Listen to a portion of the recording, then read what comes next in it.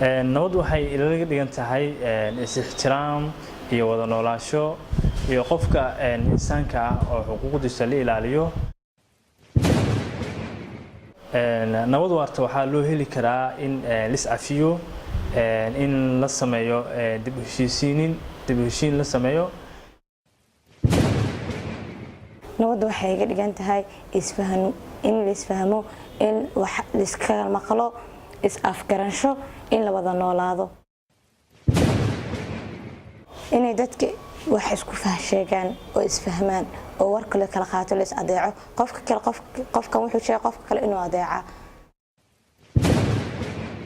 nabadda waa tiirka koowaad ee asaasiga nolosha ama xaalad xasiloon oo lagu wada noolaan karo. khalaasa waxaa keeni karaa isku dhac waxaa keeni karaa isfahmo waa in macnaha dadkii ay isfahmi waayeen in macnaha sidoo kale isku qabsado macnaha mise dhulal iyo mise deegaan isku qabsado. sidoo kale waxaa keeni kartaa cadaalad la'aan. waxaa khilaaf ka keeni kara in la ismaqli waayo oo dadkii reer hebel isgeliyaan, in cadaalad darro timaado, inay waxyaabo kale oo khaladaad isku qabsadaan dadka Soomaaliyeed. doorkayga waxa weeyaan inaan macnaha aan dhalinyarada aniga ila jiilka ah inaan u sheego nabad waxay tahay. nabad waxa lagu heli karaa in la isfahmo oo la is adeeco qof walba qofka kale inuu wuxuu sheegay oo ka qaato. nabad waarta waxaa lagu heli karaa in la sameeyo wacyigelin camal la dhaho dadka la dhiirigeliyo la tuso nabaddu waxay tahay.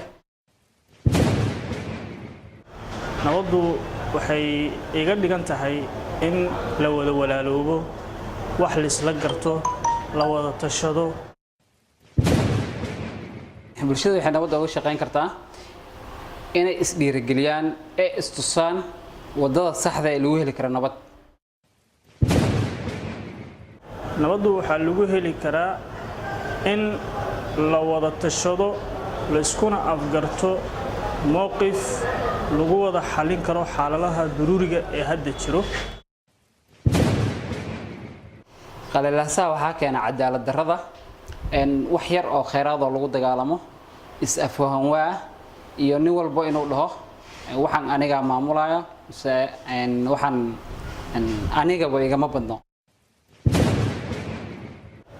isku dhaca ama iskhilaafka sheeg la yiraahdo waxaa keeni karo inay dadku isku qabtaan waxyaalo macnaha ay isku fahmi waayeen, macnaha isfaham waa.